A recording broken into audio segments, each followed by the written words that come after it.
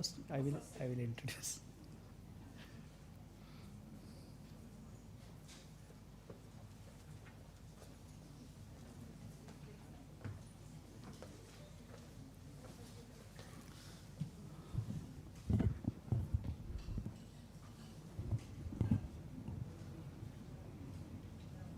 So I'm glad to introduce Rukmini Benerji. You all know Pratham.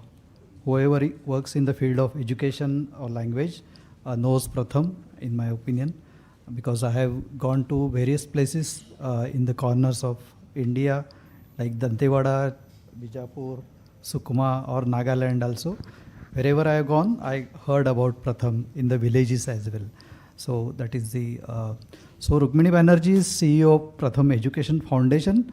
She is an economist trained at St. Stephen's College, Delhi School of Economics, Oxford, and University of Chicago as well. She has led large-scale education programs and ASR, ASR report on education. So she has led that for many years.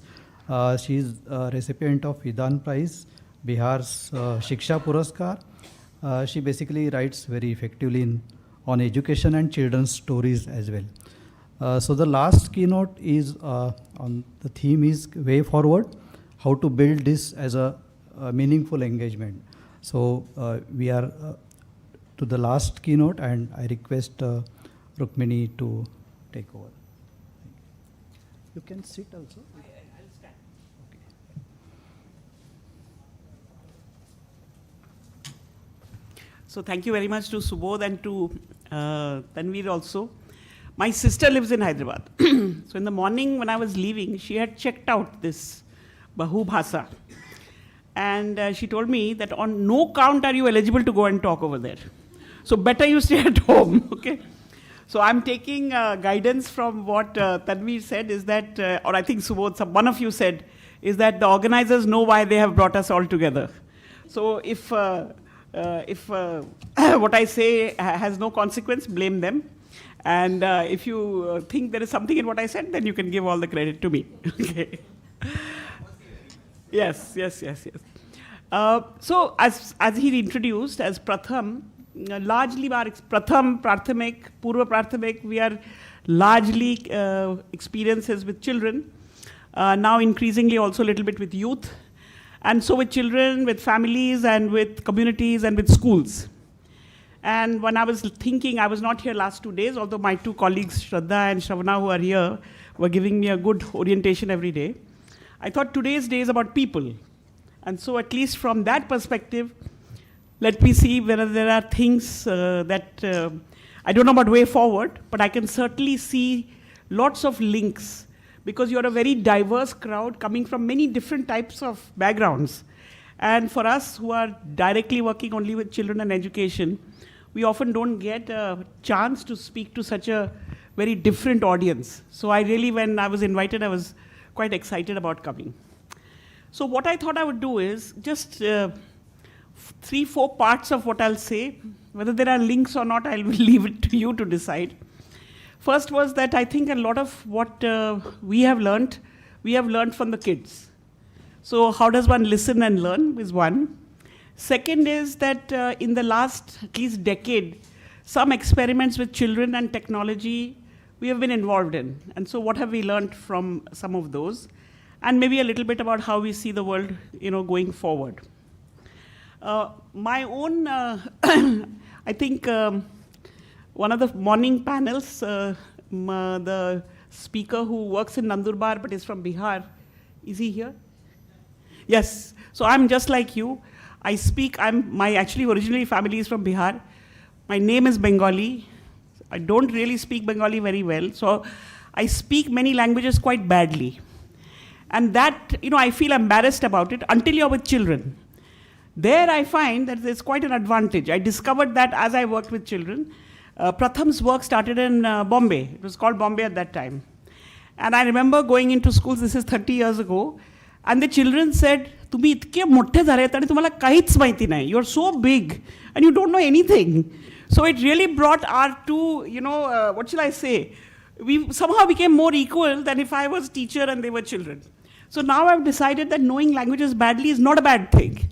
It gets you entry into lots of places. The only place I hesitate to speak is in West Bengal, because my Bengali is really not good, and the name Banerji is not a good thing because they'll say you are expected. But if you speak bad Marathi and your name is Banerji, people just love you, so that's fine. Okay. So in this whole business about working with children, and a lot of what we've been doing is, how do you get children to acquire reading skills? Now, reading skills in which language and how, that's a whole big, I think, landscape on which to think. But I was thinking from yesterday that specific moments in which I feel things that we have learned. I remember one of the things we do is we have very simple paragraphs that children begin to read. And I remember being in a village in Nalanda district, and it was a small paragraph that the kids were reading about, I don't remember the exact paragraph, but it was something about talab mein machli hai, talab mein, bacche tair rahe hain, something like this. And every time the word talab came, the kids looked a little bit blank. So eventually I asked ki, क्या है इसमें? So they said, गलत word है वो, उसमें आप पोखर बोलो. Similarly, I remember a story which had vegetables in it. There's a story, it's a Pratham Books story called Alu Malu Kalu, in which there is a lot of vegetables that are being grown, and then there is a boy and a dog and so on. तो उसमें एक बैगन है. And again, depending on where you are, and if you watch the kids, you see the reactions. And then basically the baigan should be called bhanta and not baigan. And as soon as you bring in that word, it all becomes much more smooth. So as the wiki crowd was talking, I was thinking if you can have wiki children come in and clean up our texts to make it more suitable for themselves, I think lots of more children would read faster, because they can tell you what exactly works for them.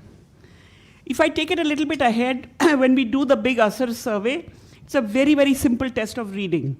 And we are often told that ये तो बहुत simplistic है. It's very reductionist and simple. Just because a child can decode doesn't mean that they comprehend. But I've seen so many examples if you watch the children carefully. For example, there was a little paragraph I remember कि घर के सामने नाला है was the sentence. And child after child in Bombay slums, reading through it, would call it gutter. So it's not only that you're reading it and you're replacing it with the appropriate word that the adults had not put in. So I think this is quite an advanced level of sort of reading and meaning making that kids do. A slightly less happy one is, again, I remember this from Delhi. This paragraph went like this. शाम को पापा घर आते हैं, हाथ धो के खाना खाते हैं, माँ से बातें करते हैं, और फिर सो जाते हैं. You can see the text. The words are all very simple, straightforward. There is no complicated spelling. There's no very complicated thought. But child after child on the third sentence would slow down. And eventually after the fourth or fifth child, I said, what is the matter? And they said, Papa, mummy se baatein nahi karte hain. Now, what do you do with cases like this? Should you write paragraphs which are reality? Should you write paragraphs which are fantasy? Or should you ask children कि तुम ही लिख दो उसको, कि तुम्हें जो ठीक लगता है? So I think that we feel that working with children and texts, listening carefully, and kind of trying to understand where they are coming from, certainly has improved. I won't say everything we write or we give the children today is fantastic, but I think that these iterations and modifications certainly help. And I was thinking again in the morning that if there was a way in which the kids could go in and put their own words inside the sentence, that would be such an empowering thing for kids to do. So I don't know who has wiki children, but I think wiki children with wiki text would be a lovely way for kids to make things easier for themselves, which they do actually when they begin to read. If I move a step ahead, and I think on the first day or second day you talked a lot about whose story and who gets to tell it. And I thought that would be one example from our side. We were working in this Sultanpur, Amethi, Raebareli area in UP. And, of course, the texts that were being written and discussed were Hindi, because that's what the language in school was. And one of my colleagues felt that the children, what they speak, jaise wo bolte hain, we should write that down. And so, little stories were written exactly, I don't know if it's Avdhi or Khadi Boli, whatever the language there was. So the kids would read it, but they would start laughing and thoda sa patronizingly tell us कि ऐसे लिखा नहीं जाता है. This is not how things are written. Things are written like how it's written in the textbook. These things are only said. And I've always wondered, what do you do with norms that the children have formed so early in life to say that they have an idea of what is, and really after some time, we stopped writing it in their I don't know, there are a lot of language people here, whether I should say dialect or language, but we did not write in the way that people were speaking, because the kids continuously corrected us and said, वैसे नहीं लिखा जाता है, ऐसे लिखा जाता है जैसे book में लिखा गया है. Moving to another story that came to my mind, as I said, I'm not a very good Bengali, I'm from Patna, and so I always hesitate on anything Bengali. We have a lot of our team members work in different parts of West Bengal, and everybody, because if you're working with children, you start writing after some time.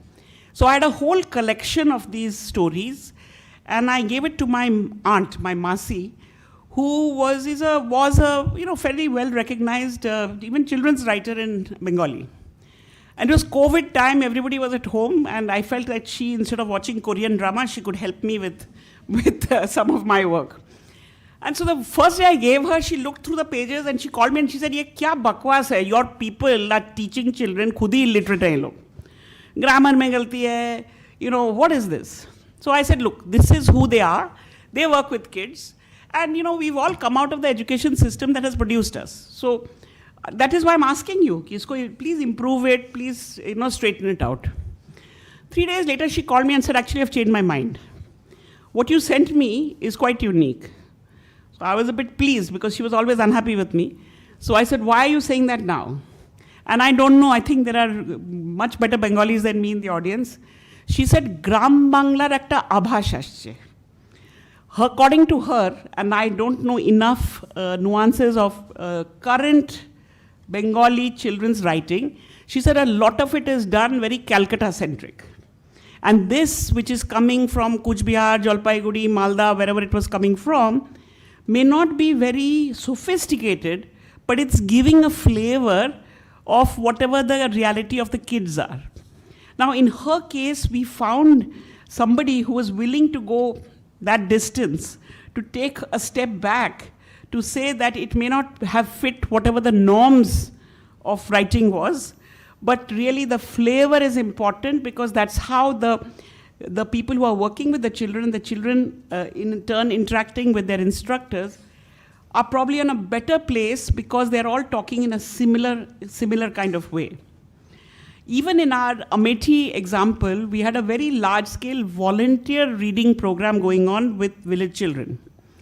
And after some time, like we normally do, we said to people who were working with the children that once children learn to read, then it's like a rakshas, it's a demon, because they need more and more things to read. And it's very difficult, even if you have libraries, to have enough to feed everybody. So the only option is that you have to start writing and give them something every day. So at the first time, many of our volunteers, who were just like ordinary people, said, "Pehle to humne nahi socha tha ki hum padha sakte the, but you made us teachers. We didn't think we could do this, but now you've made us teachers." And after sitting down and actually writing, and what we would say is, don't write for me, write for the kids. If you write and you read it out to them, or they read and they like it, that's all that matters.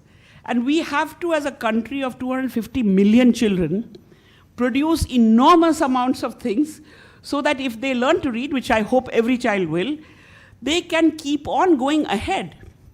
And I remember an elderly gentleman who was a volunteer, he came to me one day with almost tears in his eyes saying, "Pehle to aapne shikshak banaya, aur ab main lekhak bhi ban gaya, but mere ghar mein log kehte hain, tum to aise nahi the, tum kaise badal gaye?"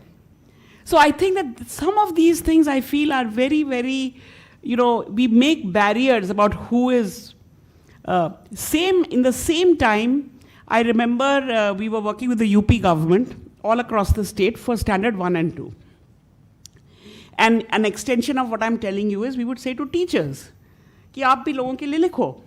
I was traveling back from Allahabad to Lucknow one evening, And so I called some of my colleagues in the way and I said, ki, aaj ke workshop mein, training today, did you guys do any writing? So they said, yeah, all our teachers have written. So I said, can you give me some samples? I'll be passing through, I can pick it up. I remember one of my colleagues, and she was a very thin, very, what shall I say, slim girl. She said, aapko 5 kilo chahiye ki 10 kilo kahani chahiye? Because literally, teachers had written stories which in polythene bags, it was full. We brought one bag, I don't know how many kilos it was, and I remember sitting with a few other of my team members all night in Lucknow, reading them. Those stories may not have been fantastic or innovative, but you could see on the piece of paper the care that had been taken. In those days, we didn't have felt pens. It was, ballpoint pens. But usme bhi red, blue, little flowers, little illustrations. And I remember at a meeting in NCRT saying that if, again, the same thing, a lot of our children don't know how to read, but they're learning. A lot of our teachers feel they have to wait for curriculum, but they're getting out of that and writing. How can you help in this whole business to really, the conversation I think was about quality of children's literature. And my question was, what is quality exactly? Is quality that somebody will set a norm and a standard and say, this is quality, and I have to only use this series of books? Or is it a teacher who really wants to write for her children, who needs to be encouraged, and maybe there is, of course, everybody can improve. And at that point, I was very disappointed that nobody in that very august audience said, this is the beginnings of quality, this is the beginnings of how everybody can participate. If you have a big enterprise in the country where everybody will read and enjoy reading, then we have to have everybody writing as well.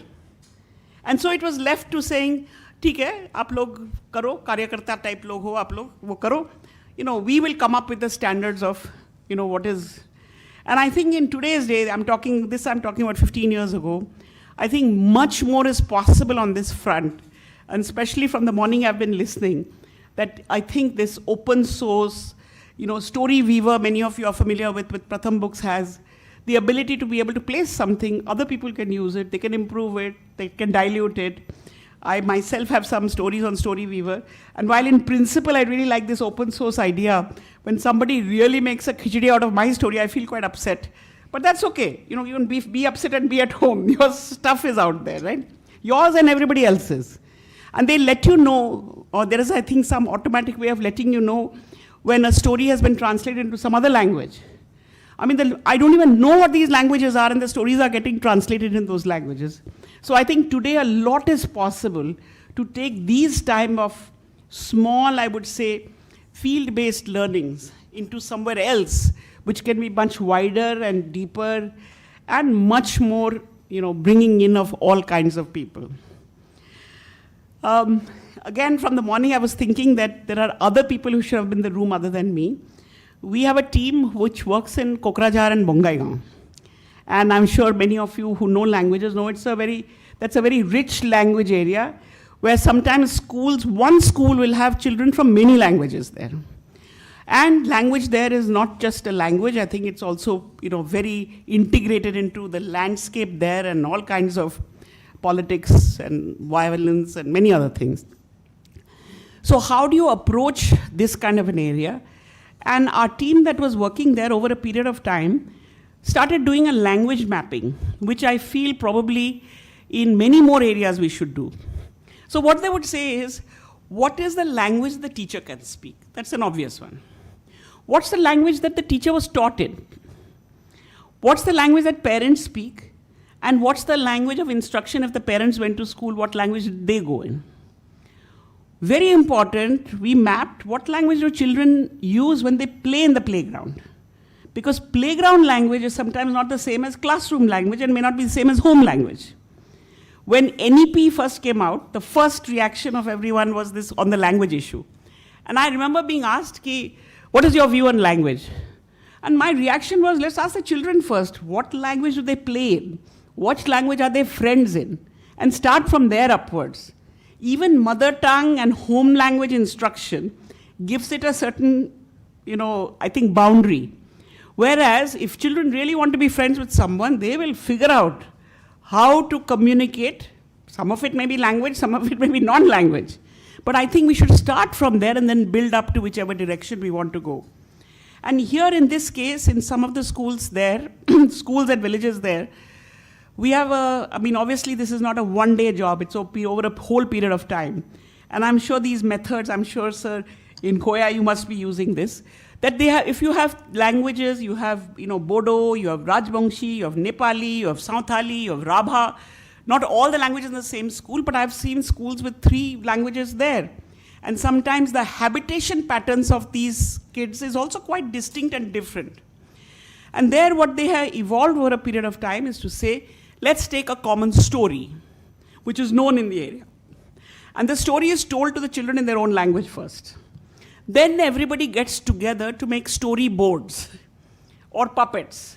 So there's a big, doing things together because you know what the story is. So all the, background stuff that you're going to create. And literally they have storyboards, they have pictures that they make.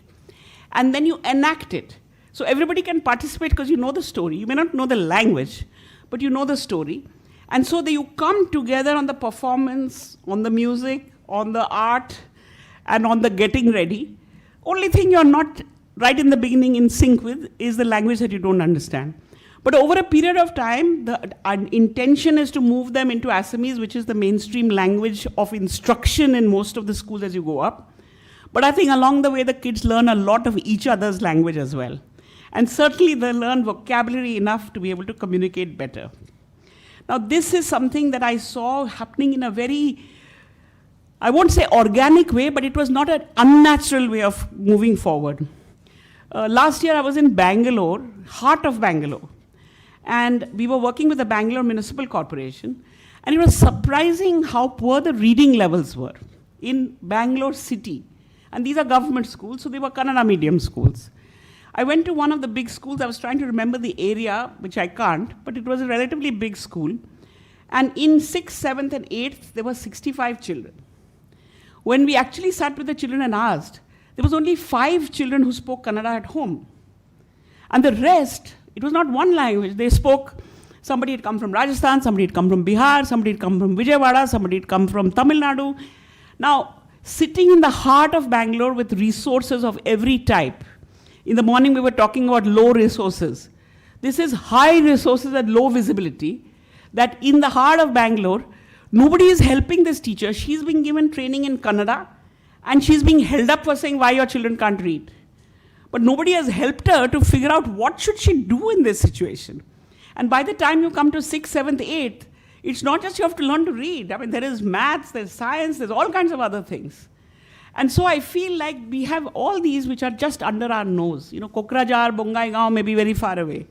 But I think that these mixed languages that we have, and in today's day and age, how can we help both families and teachers to really be able to... Bombay, for example, even today runs schools in 8 languages of instruction. And I don't know how many other big cities in the world do that. But I think it was a necessity, even 40 years ago, 50 years ago in Bombay, to have schools which catered to the distribution of the population that we had. And perhaps that's the kind of thing in our more modernizing cities.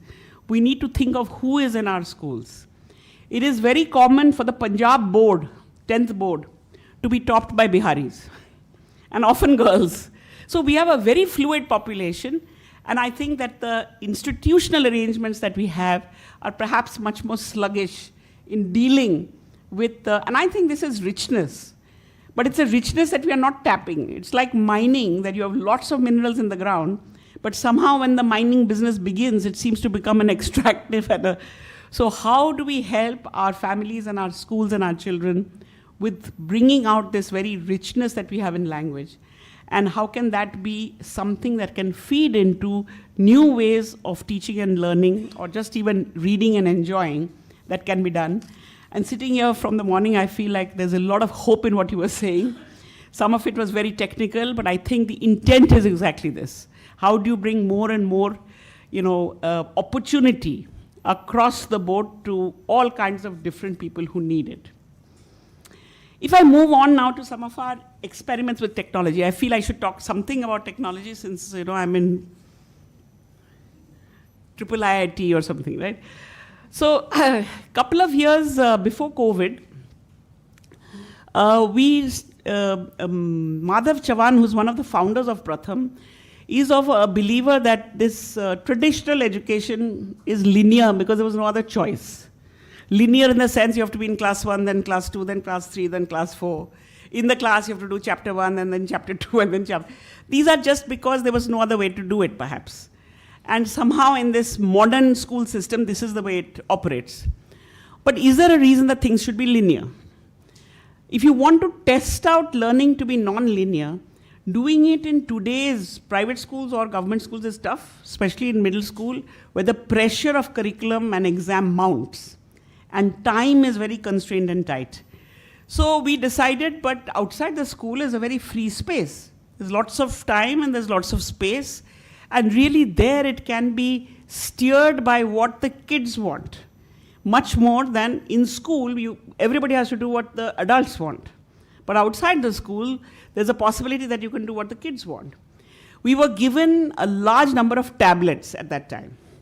So the idea was that if we hand over, and I think influences of Hole in the Wall and other such experiments were also, I think, playing in our mind. So what we did is in about 1,000 villages, some in Rajasthan, some in Maharashtra, and some in UP, children's groups were formed. Mohalla-wise groups. Basically, they're the friends groups who hang out together anyway. And these tablets were given to them, and they had digital content on them. We also felt, kuch cheeze honi chahiye, like English. English kisi ko nahi aati hai, so some content on English should be put there. And we thought we were being very innovative by putting English content where the English was spoken by kids like them. So it wasn't some British Council English, no disrespect to British Council, but just normal English. So the English would be what children in Marathwada would speak if they, so on and so forth. And like that, we put in quite a lot of digital content. But as we watched these kids, and there was no instruction, you were given content, you were in a group, and you had a device. And the idea was to see what do you do. Because our children also don't have, within the education system, they don't have much choice. But outside you have choice. You can decide कि मैं cricket खेलना है कि hockey खेलना है, मेरे team में कौन होगा. You have lots of choice. It's not like children are not exercising choice. So what would they do in these? And I think we learned some very important lessons from them. First was, in these 1,000 villages, probably 5,000 tablets were given out. And there were not enough tablets, so 2 groups had to share. Over a period of 2 years, there was hardly any loss. There was some damage, sometimes out of trying to take care of it too well. Sometimes you had electricity surge and things like that. Natural, I would say. I forget who were the tab guys? Lenovo. Who was the tab people? They compared this damage and loss with let's say, a comparison group which would have been individual owners in urban areas. And this rural public use tablets had less damage and loss or theft to bilkul hi nahi. People would often say to us कि आपने बच्चों के हाथ में से दे दिया, what happens? And I've seen, for example, in UP villages, you go in the house, there is, various Bhagwan ke photos, and tab is also kept there, and सुबह उठ के ना टीका सबको लग जाता है, and tab को भी लग जाता है. अब आप टीका लगा रहे हो tab को, it's very unlikely anybody is going to steal it. You're treating it like such an important part of your. So one was there was no loss, hardly any loss, very little damage. Second was that we also, in our great wisdom, we had put some passwords and all so that they can, 50% were broken by rural kids who had probably not a particularly good education, but there's no lack with anybody's buddhi. Not only did they break the passcodes, but they put codes that you could not crack. Okay? So then we said, Jane do yaar, don't need any passcode, anything, Open source. Truly believe in openness. Okay? Don't try to protect anybody from anybody. Third thing was we noticed, which we had not thought about before, is all the tabs had cameras. And when you went, and this has happened to me several times, I would say to a group, show me your most favorite video. And they'll show you a video, but it's not a video that we put in there. So, kaun sa video hai? So you look at a video, like especially English conversational videos. And then you start looking, and the kids who have the tab, They've put up a very nice bed cover at the back, put on some nice clothes. They've practiced looking at the video, but actually their video is much better than the video we put in, because for each individual video, probably the kids took a lot more care than we were doing some slightly mass production of videos. So then we realized that hum to ulta chal rahe. We are going the wrong way. Rather than us giving things to them, they should be giving things to us. And that set forth a whole new way where we would say that rather than giving you digital content, let me give you editing skills. Thoda sa editing skills. Thoda sa usme music kaise lagana hai. Actually in India, I don't need to teach anybody that. Everybody knows. From age, they are born knowing how to make reels. And this is, I'm talking pre-COVID. But even at that time, and we would then put out saying that, say, the summer holidays, there was a competition saying, you have some 3 choices. One is mango. Mango ke upar film bana. It has to be only 3 minutes or something. Or on water. There were some topics given. The number of videos that these kids made, it was impossible for the Pratham team to look at them. So village by village, we had to set up juries who would screen the films.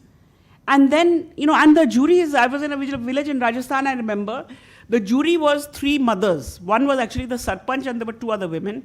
And they had their ghungat like this. And I said at one point, ki aap log bahut strict ho. This was a good one. And she lifted up her ghungat and said, nahi, bilkul inka jo sequence tha, wo theek nahi tha. So from that, jury would come out suggested. So these all experiences were that there was so much to be done. We had an idea that kids could do a lot on their own. But I think we completely underestimated that given the opportunity, given some assistance, like this video editing rather than giving them digital content, looking for choice rather than saying, yehi karna hai, what would come about. Then came COVID. And I think for everybody in every walk of life, COVID was a real watershed because you had to change the operating styles with which you worked. For us, we were used to meeting kids every day. So for example, most of our big programs at that time, we had a direct relationship in almost 10,000 villages. But nobody kept phone numbers and all of that because you were in the villages all the time and you met people face to face. So when the lockdown suddenly happened, just like with all our families where you wanted to find out that your Masi and your Bua and everybody was okay, our people wanted to find out that the kids that we were with are okay. So from March 20th till April 10th, I remember, everybody pushed with whichever phone number you had. And by the time it was almost April 20th, we had managed to get one phone number in every mohalla in every village because you had to go mohalla by mohalla. You could not go village by village because it was not clear how much the ana-jana was possible. And then we started something which we called Thodi Masti, Thodi Padhai, which was to say that at that time, Padhai was not foremost on people's mind. You were worried, you were fearful, there was a lot of concern about livelihood, there was all sorts of things happening. So what can we do to send something little that the family could do with their children? And first we started with smartphones and we realized that that does not reach everyone because even those who had smartphones, recharging them was becoming difficult. And so we moved to SMS. So I think in this conference you've talked at some point that everything does not need to be cutting edge. And at that point I think SMS saved us in a way that nothing else could have. So at the peak of the lockdown, we were sending out 300,000 messages a day to kids, and 300,000 families ke saath to shayad nahi hua hoga, but to a very large number, we would try to call at least once every 2 weeks. The calling established back the human relationship. We also made sure that the message went from us to the family, that the us was somebody that they knew. It was not a mass mailing or, however you can send bulk SMS. There was a lot of discussion about that. And because these were all individual, you had to keep within the number of free SMSs you can send. The calling the families established many things. In many ways, even though we met these kids and families every day, this individual calling made an impact that when you meet kids in a group, it didn't. And we got so much feedback back. So in that SMS, which is 162 characters or whatever it is, how much can you pack in to keep a kid busy for how long?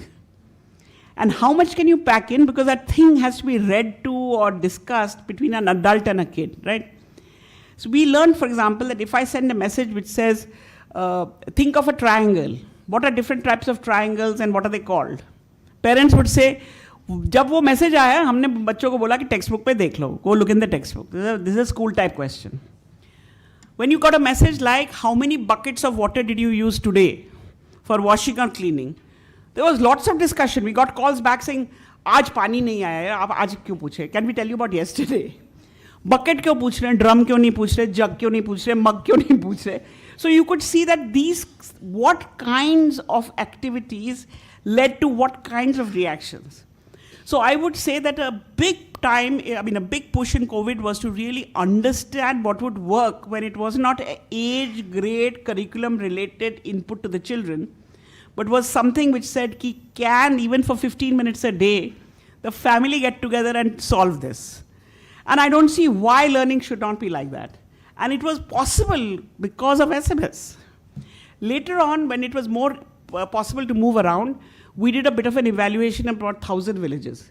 So 1,000 ka baseline kiya gaya, kids who were in class 3, 4 and 5. On math, actually, we did it at that time.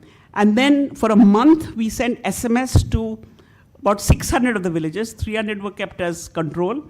And to 300, we did the SMS and the phone. And the results were not unexpected, that the phone plus the message had an effect.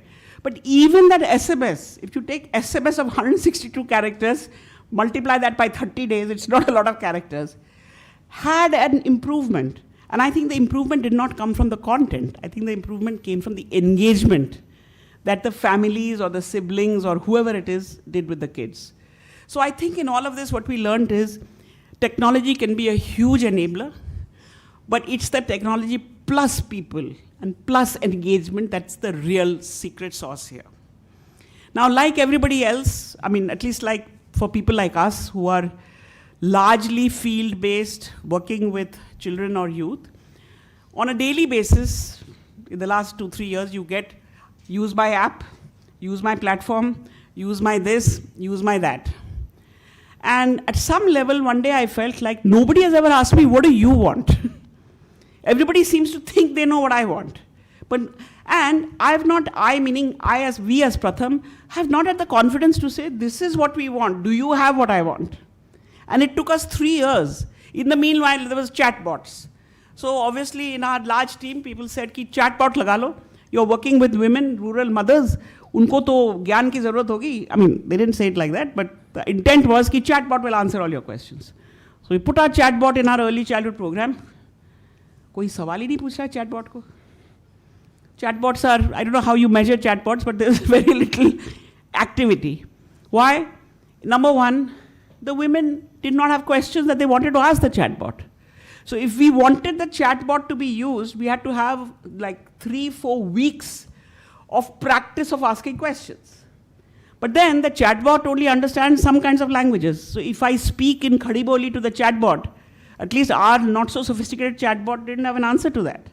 So the chatbot existed, but to make that really a viable part of where it would add a lot of value, there was so much work that you had to do that actually that work paid off. At some level, I didn't need the chatbot because now my women were doing many things that they were not doing before. So how can technology, which is very powerful and which is out there, I have board members and donors saying, Pratham is a dinosaur. There's no AI in Pratham. True. We are getting left behind. Dunya AI pe chal rahi hai, aage chal rahi hai. We are getting left behind because... So at some point we decided that we have a program that we call Teaching at the Right Level, which is very well recognized and tested and evaluated, which really helps children age 8 and above accelerate their basic learning. So as a team, we sat down, broke down that entire process and said assessment, grouping, pedagogy, whatever. Today we do this. We would like to do tomorrow ABCD.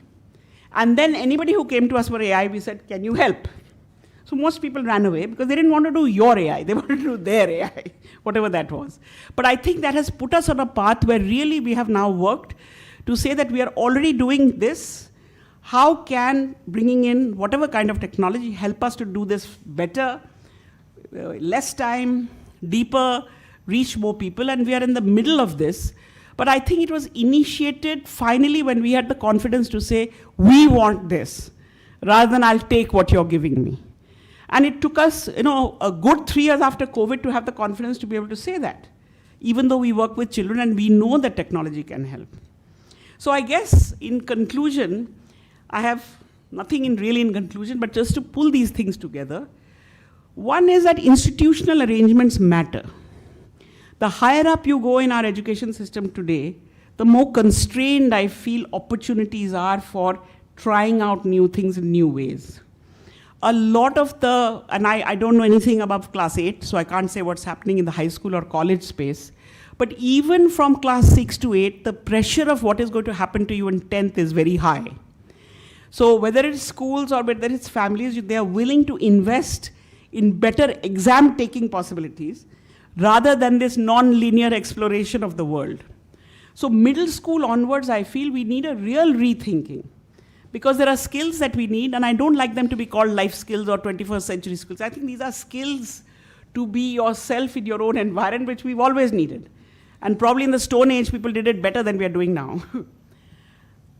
Curriculums, if I look at a curriculum, middle school curriculum today versus 20 years ago, it's not very different.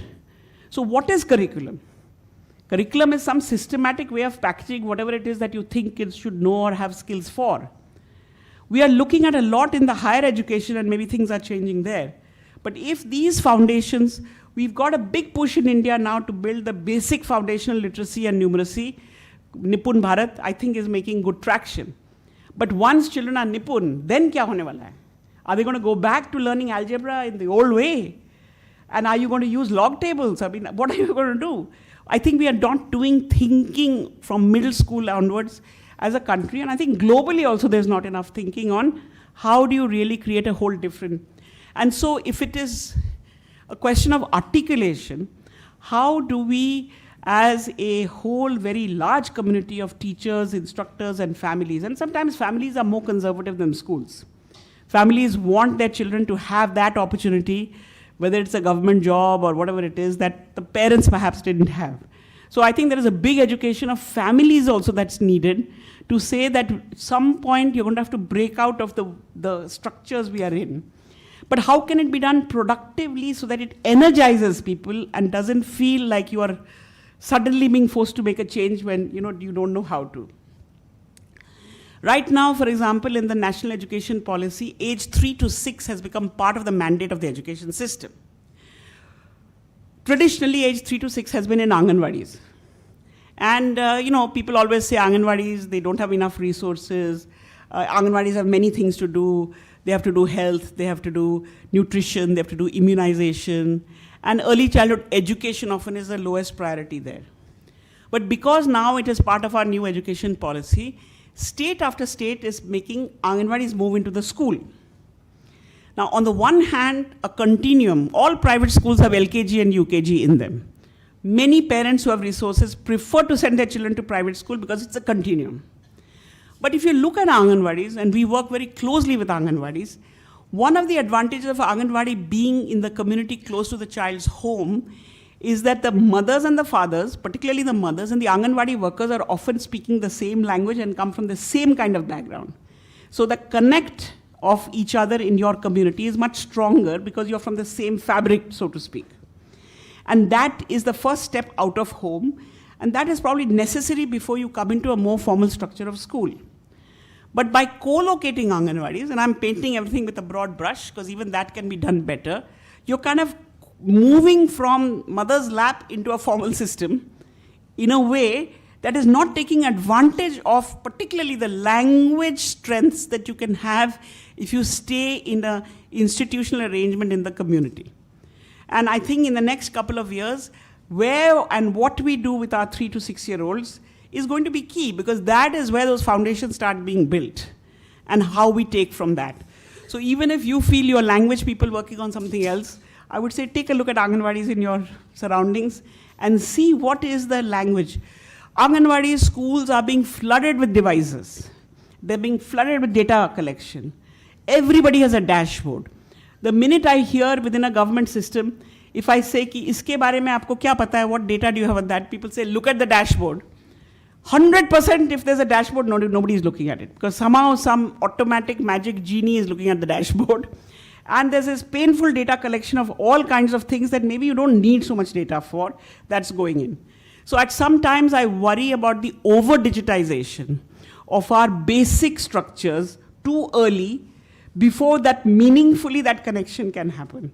And so, this is not to say you're anti-technology, but you have to be meaningfully connected to what can make a difference.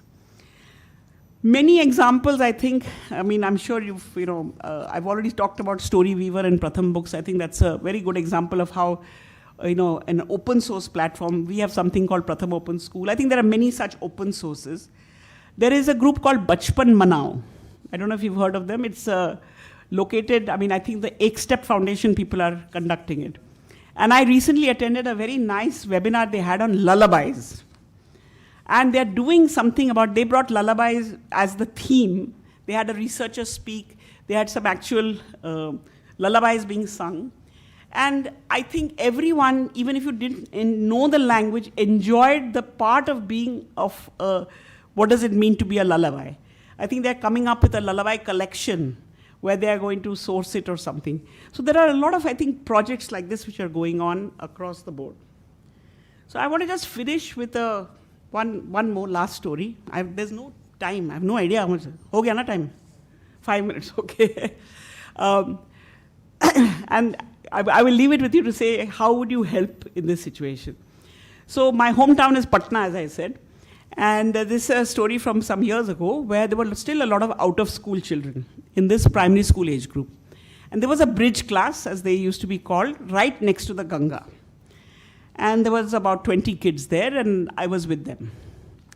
So firstly, I don't know how the conversation started, but I just asked them, and I don't know why I asked them this question. I said, Ganga ji kahan se aati hai? Where does Ganga come from? Without one moment's hesitation, the kid said, Ganga ji samundar se aati hai. Ganga ji comes from the ocean. I was really taken aback. So I said, why? They said, Ganga ji mein bahut pani hai, samundar mein bhi bahut pani hai. Lots of water in the Ganga ji, lots of water in the ocean. Next half an hour, I tried to convince them that Ganga ji doesn't come from the ocean. They were really not convinced. They were kind of, Finally, here is how we negotiated a conclusion, because you had to conclude this debate. So one kid said, chalo, मान लेते हैं कि गंगा जी शिव जी की जटा से आती है. Let us just accept that Ganga ji comes from Shiv ji's hair. What else to do? You have to seek Bhagwan's help sometimes to get out of situations like this. And it was clearly a samjhauta so that I would not have loss of face. Because the kids were very certain that Ganga ji samundar se aati hai. So I was very worried about this. I came back. I don't know, I asked, within my team, I asked friends, should we show them pictures? Should we show them movies? I don't know what to do, because how do I convince children that Ganga ji samundar se nahi aati hai? In addition, they were very sad to hear that I came from a place where there was no Ganga ji. They said, aap kahan se aaye ho? So I said, मैं दिल्ली से आई हूँ. है ना दिल्ली में Ganga ji? I said, नहीं है. They were like, what? What kind of world do you live in where there's no Ganga ji there? Universe has to have Ganga ji in it. How to convince kids like this that Ganga ji कहाँ से आती हैं and दुनिया में ऐसे भी जगह है जहाँ पे गंगा जी नहीं है. So I didn't have a solution to this, but I happened to be in Allahabad one day. And again, there were some kids near the Ganga.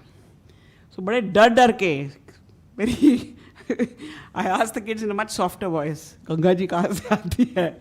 So some kids gave me the right answer, because our kids also know how to give right answers. But one kid didn't say anything. So after the class was over, I asked that child, कि बताओ यार, तुम क्या सोच रहे हो? What are you thinking? Where does Ganga ji come from? He looked at me like my question was wrong. And he said, Ganga ji कहीं से आती भी नहीं है, कहीं जाती भी नहीं, वो यहीं होती है. Ganga ji doesn't come from anywhere, she doesn't go here, she's always here. So the question I leave for you is that how should I convince these children what happens with Ganga ji? So thank you very much. People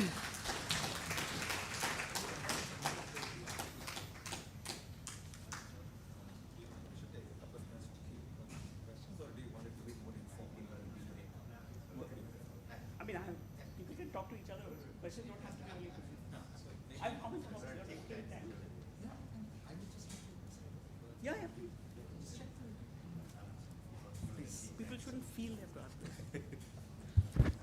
I'm just going to take a cue from what Rukmini said. You don't have to feel that it's necessary to ask questions, but if you do, then probably the next. Not the Ganga question that's been asked. But before we do that, I just wanted to very quickly, both in the interest of time and also as respect, because a lot of you have to take flights, and I don't want to make you feel that you were here for 3 days but missed out on the last bit, right? So I'm going to be keeping this very brief. I think Rukmini was a little skeptical as to, and you mentioned it yourself, as to why am I here. I have many reasons why she should be here and why we brought her here. But the most important of all of that was, we all seem to think that now Pratham is an example because it's been doing all of these things. I wanted to put Rukmini here quite literally under the spotlight to say, this was not the case 25 years ago. When Pratham started as an idea. And that's the idea that a lot of you at this point have. So just to prove that Pratham is today where it is because somebody decided to do it, and you all are sitting on ideas or working on ideas, and maybe this is that connection. Having said that, I only have 2 things. I'm sure there were many takeaways, including Ganga ji kahan se aati hain. But the 2 takeaways that I have, and I want to pass it on to you, and maybe Rukmini agrees with me or not, is that trust and simplicity. You trust your community, you work with educators, you work with children, you work with government. I think a basic, undeniable element of trust is what is going to make sure that your work is taking to the next level. The second point is keep it simple. The technology can be complicated. It could be a lot of code, a lot of documentation, but not the way that you express it, not the way that you work with it. That can be still simple, right? So I think trust and keeping it simple is what I take away from the keynote. And I invite you, all of you, to talk to Rukmini when we break from this and have a better conversation than what will be allowed here under the light, under the artificial constraints of time. She's with here for a little more time. I would now want to get Sneha. Is that okay? Yeah. Sir, thank you. Thank you very much. Again, I think I should have a conversation with your sister and say you did a fantastic job, if that's acceptable. But thank you again. Sneha, all yours for reflections, and then we also have some feedback and some reflections from the participants, and then we'll do the closing remarks. We have the director of IIIT Hyderabad here, Professor Shukla. We would request you to also come in after the participants speak, and then we'll say thank you to all of you.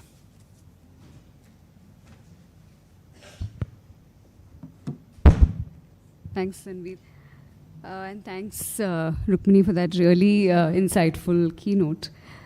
So I'm just going to take a couple of minutes just to share some reflections, some thoughts on, I think, what has been a very, very exciting, interesting, and for me personally, very enriching 3 days. Lots of different conversations, some difficult, some very new, I think, for many of us. So I think just to very briefly sum it up and to also think about how to take this forward. What are some questions that came up that maybe didn't get discussed enough? What did we really try to unpack? I think a large sort of running theme through these 3 days was definitely the sort of political economy of Indian languages, right? So whether it is looking at policy, looking at a key thing was around teaching and learning. How do we incentivize teaching and learning in Indian languages, but also its use as livelihood? How did we look at the market and the industry? How does that shape the way in which Indian languages have grown? So whether it is your publishing industry, whether it is news media, whether it is social media, right? How have Indian languages grown, thrived? What has been left behind? Another big theme, of course, was the labor around languages, the labor of language documentation, preservation, revitalization. So whether it is translation, whether it is annotation, whether it is digitization, or whether it is just simply trying to bring together resources, identifying, bringing together resources in your languages. Who is doing it? What are the resources? How can we continue to foster this, right? Data, I think, has been one of the sort of underlying themes of many of our discussions, not only through the sort of discussions on technology, but also, I think, community and people. But how are we looking at data, right? Who is creating that data? we started on day one by looking at crowdsourced data, looking at how communities can help build and put together language data sets, right, with the workshop. Then we also looked at, of course, through the next two workshops, how do we look at translation, how do we look at evaluation today. I think we are ultimately trying to make our experience of technology more human, and language being, I think, the space to mediate that. Language in mediating this experience of technology as an embodied experience, that's something that we've tried to engage with through these 3 days. Finally, of course, coming from the area of work that we've been doing, which is with open knowledge projects, with Wikimedia, there has been so much conversation now about the commons being in a crisis. And this is, the resurgence of AI is just maybe one of the reasons why this notion of a crisis has come up, right? The space for open knowledge, the space for open resources, thinking, may also be shrinking in many ways. And what is a robust knowledge commons, right? A robust knowledge commons is necessarily multilingual, and that also makes it inclusive, accessible. So how do we together continue to foster that space? I think that's the question I'd want to leave you with. We could invite brief reflections from a couple of people in the group today. So I'd like to call upon Nida. Nida is here.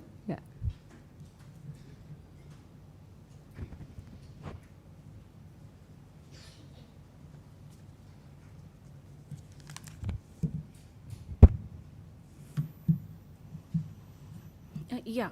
So, hello everyone. My name is Nida Iqbal, and I'm from Rekhta Foundation, and I'm here to share, the wonderful experience, enriching experience that all of us had in the last 3 days here. So, over the last, 3 days at Bhasa, we have seen something deeply encouraging, a collective understanding that language is not only heritage, it is infrastructure for identity, access, and of course, dignity. We've heard how low-resource languages face challenges in digitization, searchability, of course, education, and representation in the AI ecosystems. And yet the solutions we have explored here show a path forward. And probably the three main key points that stood out in the last 2 days were first, of course, about digitization and the archival efforts, where large-scale scanning and preservation projects are making rare literature available for scholars, students, and communities globally. And the second being script and dictionary technology, where tools that allow cross-script reading and morphological search and accessible dictionaries are lowering the barrier to learning and its usage. And the third being language data being used for AI, where collaborative data sets for speech, OCR correction, machine translation, and small domain-focused language models are ensuring that our languages can live in the future and not just in the past. And Bhasa surely affirms that language work is strongest when it is shared by people like all of us here.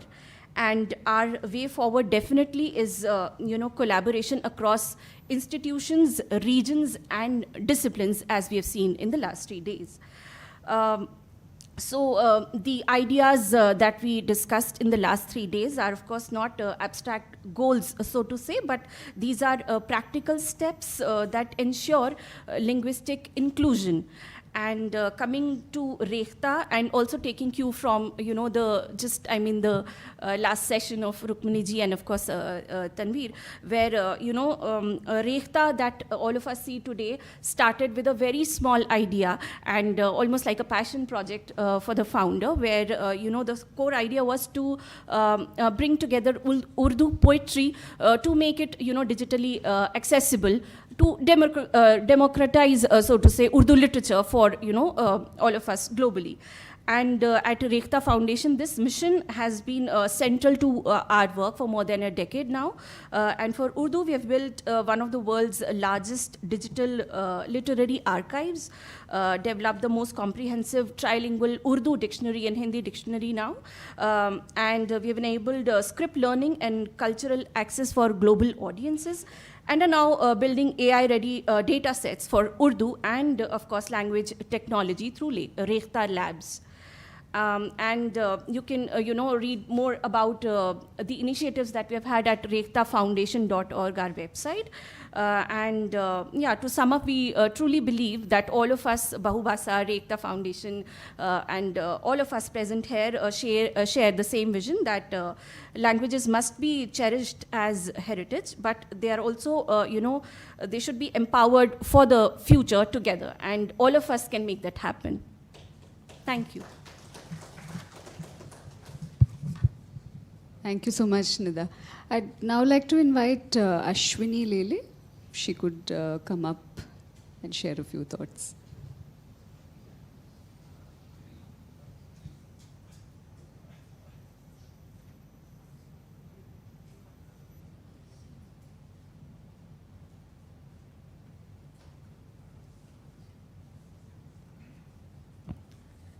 Hello, everyone.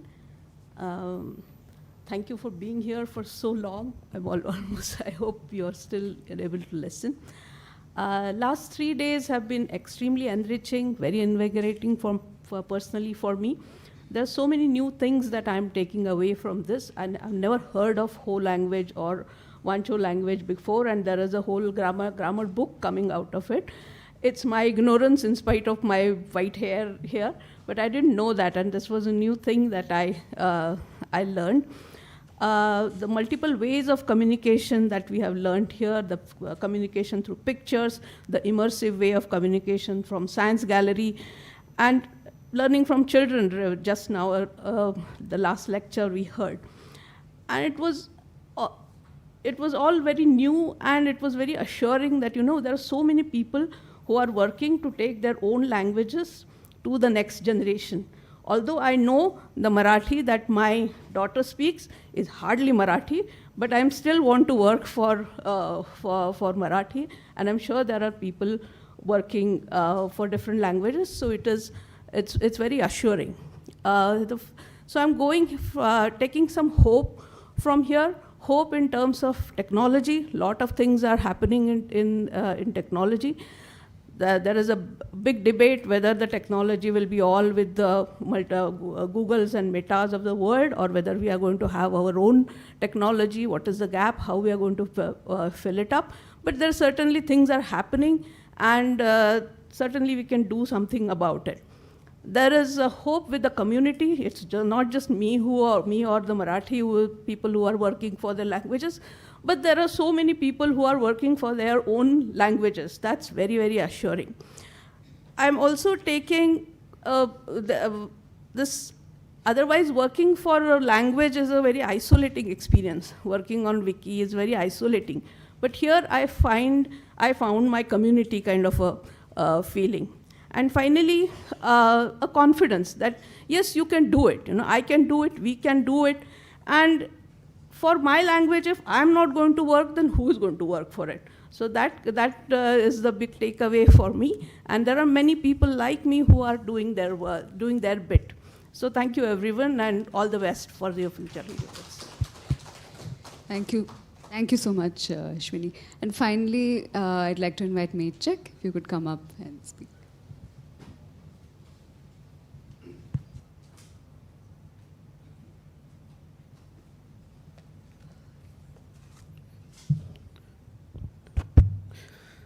Good evening, everyone. I am Mechak Samparawan.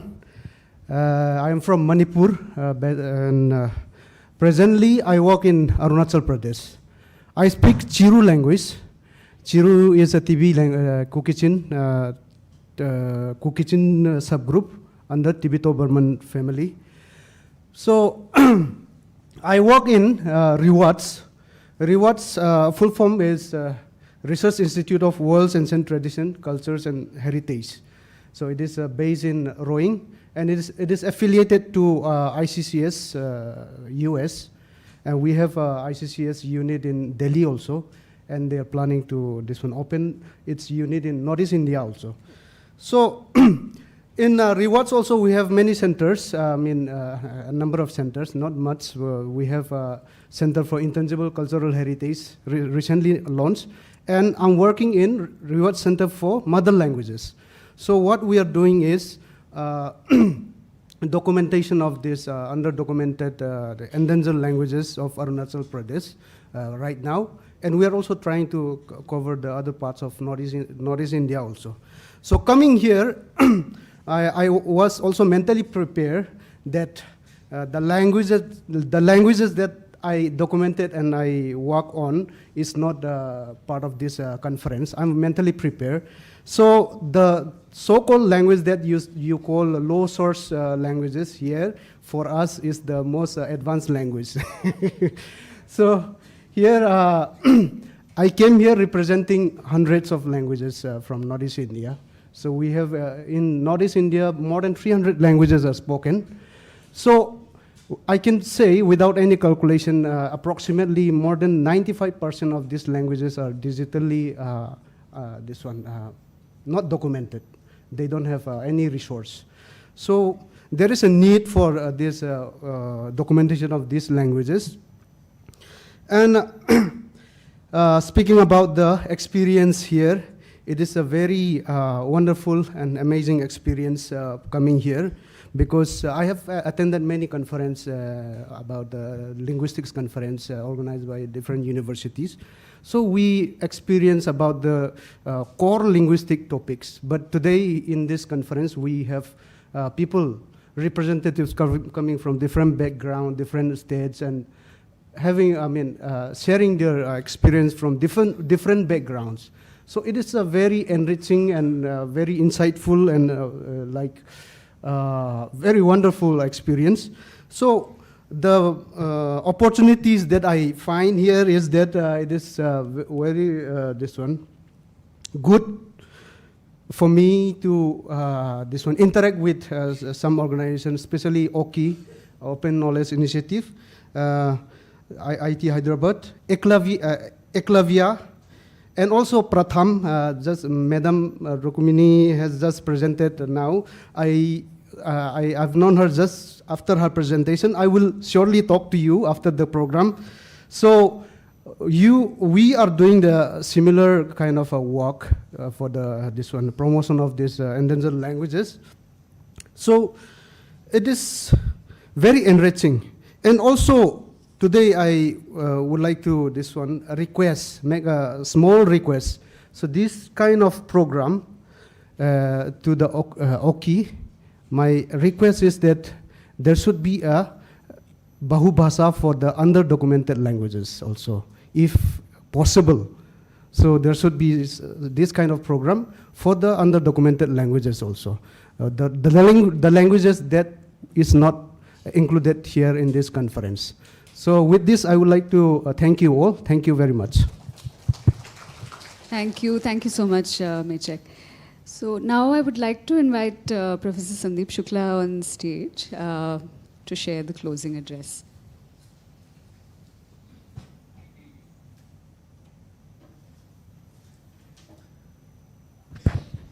So, since I am not a linguist, I only speak my mother tongue, maybe Hindi and English to some extent.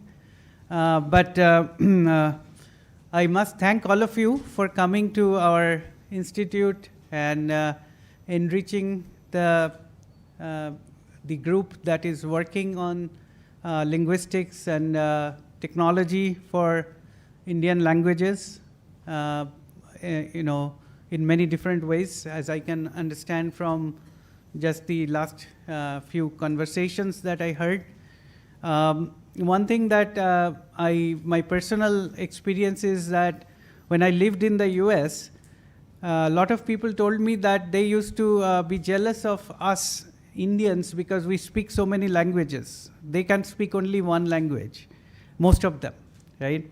So So we are naturally, having some advantage according to many of them, that our thought processes are a lot more, we are able to process thoughts in a much more complex ways than their own linear ways of thinking. So that's one thing that comes to mind when we hear the richness of Indian diversity of the Indian language landscape.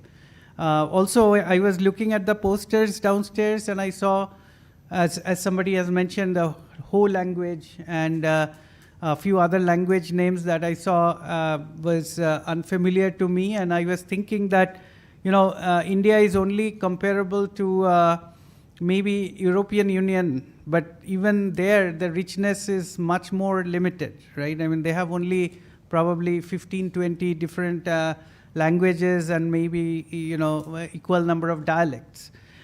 In my own language, in Bengali, I at least can speak 2-3 dialects because of families from different parts of Bengal. So what I also find is that my language is kind of dying in a sense that when we were growing up, we used to read a lot of Bengali novels, and there was a rich number of such novels being written on almost very, very at a rapid rate. But now I hear, at least the kids who are from Calcutta, they don't read, right? So there is a problem that I hear always. And then when you speak to the children, they don't speak like us. You can actually, you cannot understand their language almost, right? So I think that even for high resource language like Bengali, if there is a concern about its kind of extinction, and what has happened now is that even the most well-known Bengali daily, Anandabajar Patrika, makes lots of mistakes in grammar and in spelling. I read it almost regularly and I see that. And if that means that the language has a problem, because if that particular magazine or newspaper is making so many mistakes, that means that people who are writing for them or proofreading for them or editing for them are not very careful about the language or do not know the language to the extent they should. So I can imagine now that what would happen to languages that are low resource languages, that are not having as many people speaking that language, and that does not have a separate country actually working very hard to preserve the language. So Bangladesh actually is doing a lot more than West Bengal in preserving Bengali language. Although in the recent politics of Bangladesh, things might have changed, but they have done pretty good job in terms of even the first font that was created, digital font that was created, the editing system, Obro editing system, that was also done by a Bangladeshi technology guy. So I think that all of us, India has so many languages that I am specifically worried about Bengali, but I'm pretty sure you are worried about Marathi and other languages, Hindi or other languages. So I think that all of you are going to be making contribution to preservation, to more even I heard about creating resources for AI, training AI systems and so on, so that it can be better preserved and things like that. So in all that, it gives me a positive vibe that this kind of programs are very, very important for preserving the rich heritage of India and the diversity that are inherent in the Indian system. And that's what I can say, thank you for. Other than that, I cannot say much about your core subject because I have no knowledge about it. So I'll thank you all, and have a good trip back if you have come from far, and hope you can come back again for another such program. Thank you. Thank you. Thank you, Professor Shukla. I would now request Professor Vasu to share his closing remarks.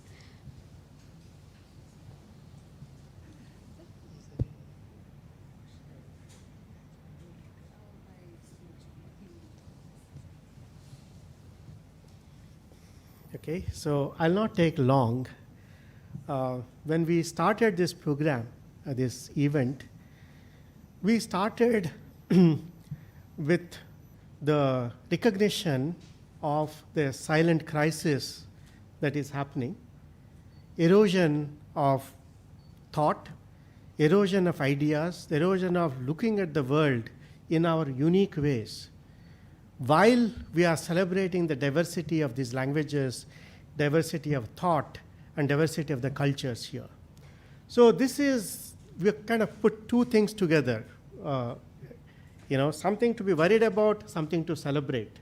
I think that's the dichotomy that we should carry, because this is going to help us to carry forward our efforts, our journey, and so on. One very important thing that I wanted to mention here, each one of you in this room, you are a warrior. You are protecting something that is invaluable. You are working towards keeping this treasure for next generation and generation after and generation later.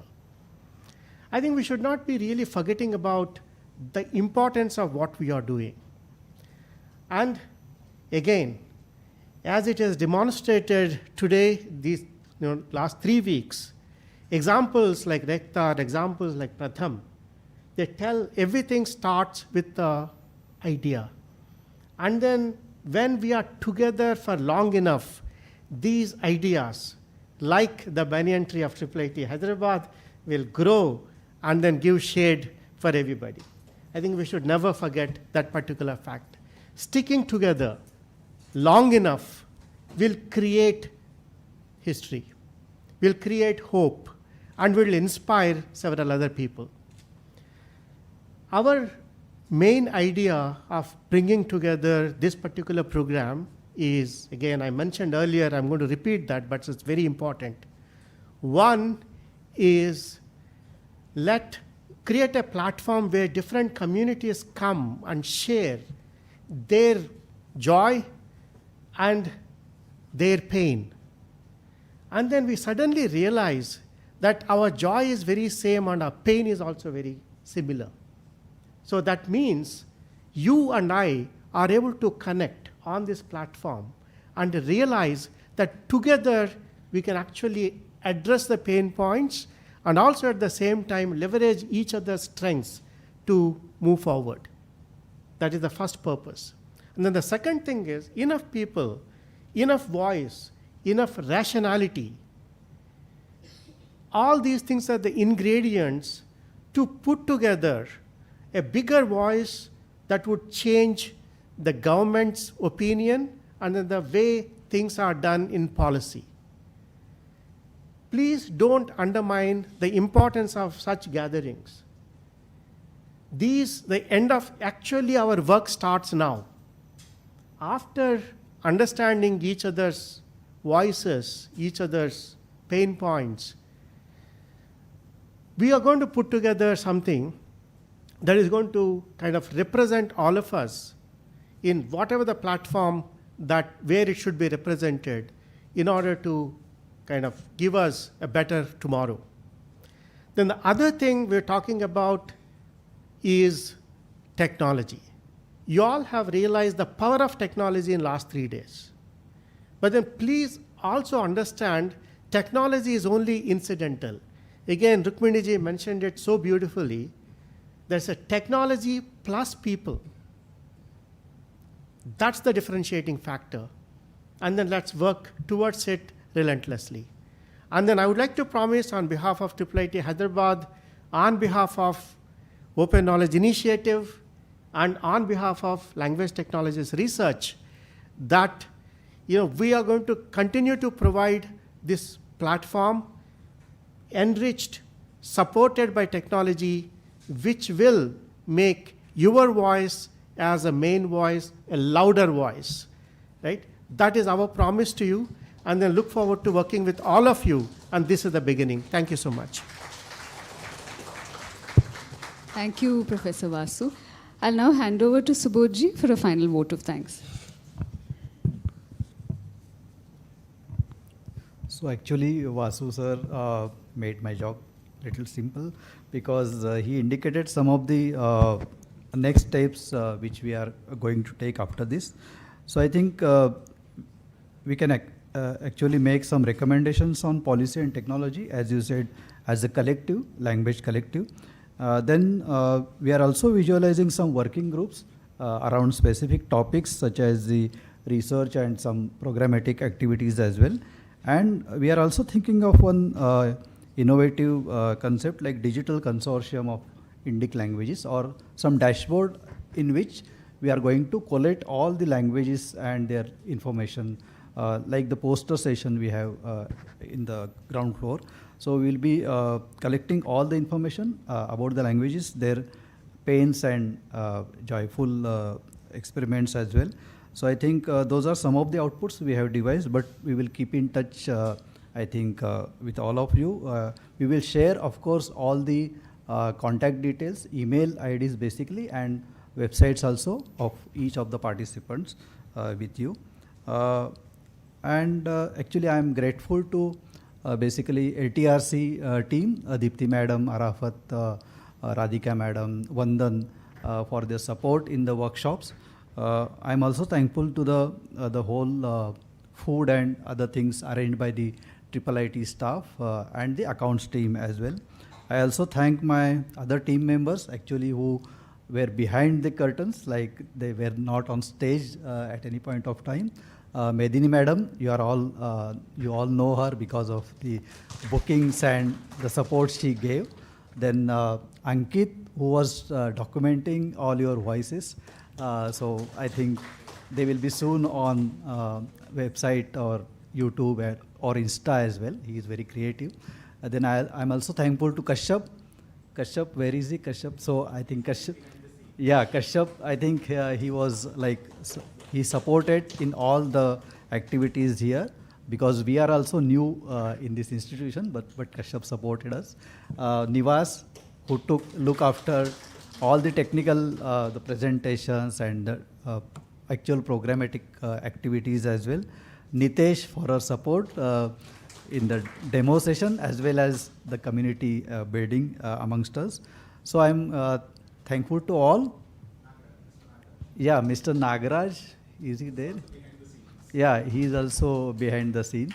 So I'm also thankful to the documentation people here, the cameraman and other people who documented all the things. We are putting up on the YouTube, all the sessions soon, edited, and we will be putting up soon.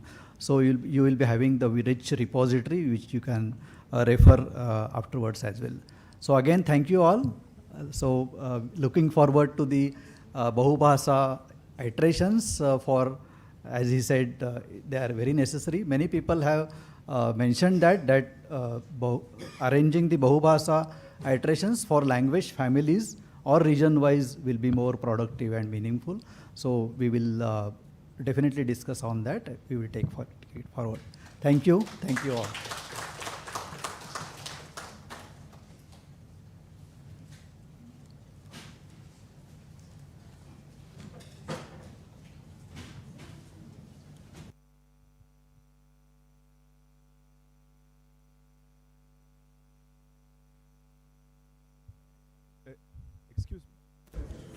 Excuse me. So we put up this form. If you are interested in a lot of things that